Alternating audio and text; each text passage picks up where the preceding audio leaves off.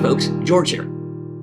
In this series on environmental ethics, last time we discussed Taylor's argument for a doctrine of species impartiality such that all life had inherent moral worth that we ought to consider.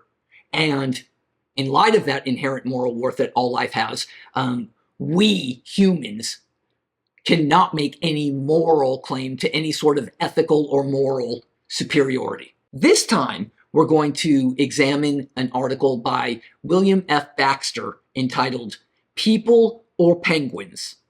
The Case for Optimal Pollution. Here, we could already see in the title, Optimal Pollution, that Baxter is going to disagree with Taylor in significant ways. Let's see how he does that. Baxter reminds us that we, in our common everyday discourse, talk very loosely about having clean air and clean water and preserving the wilderness. Here's the problem. None of these is sufficiently objective. Or, more accurately, it's all a means rather than an end in itself. So he clearly disagrees with Taylor's claims, who suggests that the environment and animals, or at least living animals, are ends in themselves. Here, Baxter is suggesting to advocate for a cleaner environment is merely as a means to something else, not as an end in and of itself. To make this point clear, he gives a couple of examples.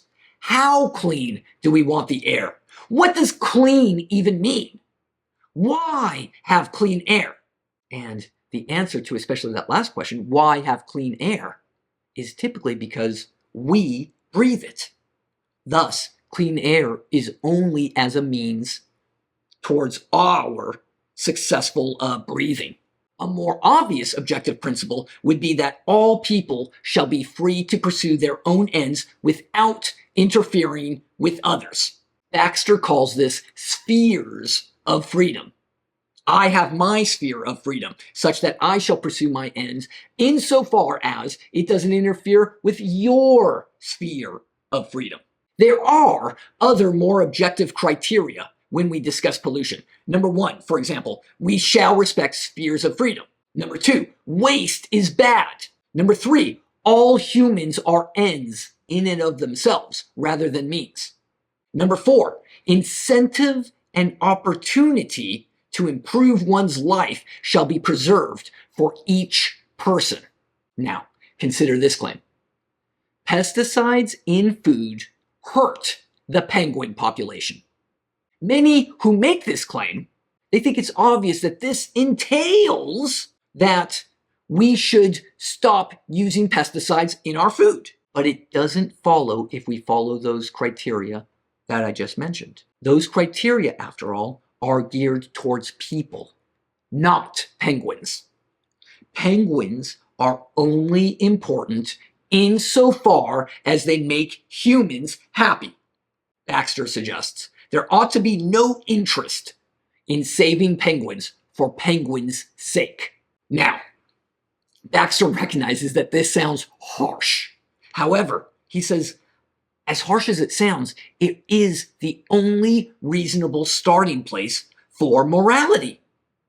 First of all, it's the way that most people think and act. It corresponds with reality. Secondly, this doesn't entail wanton destruction.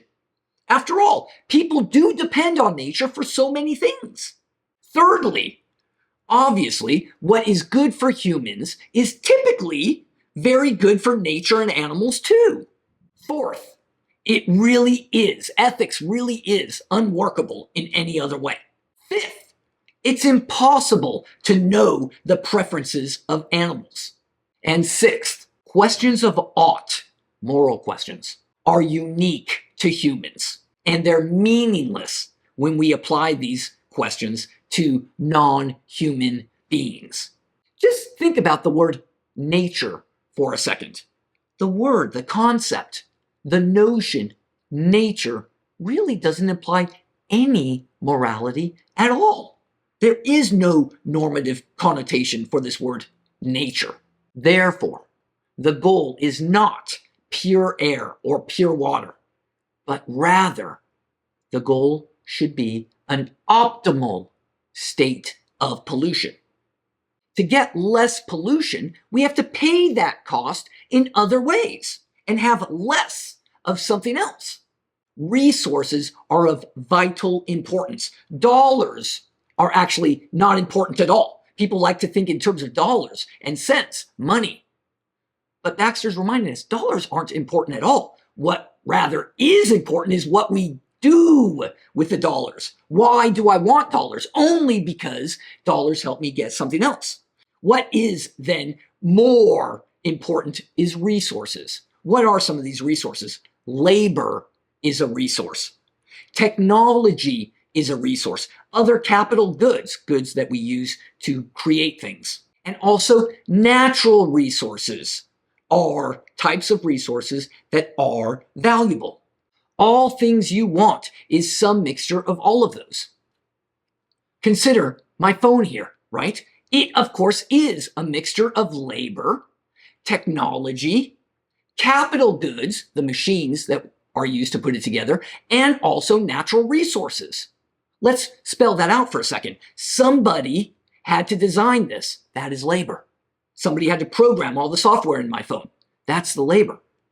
The technology. Somebody had to develop the science and the ideas and all the technology that goes into this thing.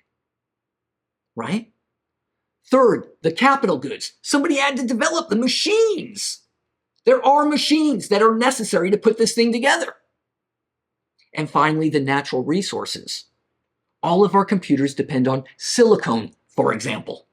Silicone is terribly important for superconductor technology. We need to find silicone somewhere. Those are the things that are very, very valuable. Dollars are mere substitutes for these. So it would be better to consider the costs of reducing pollution in terms of these 4 resources.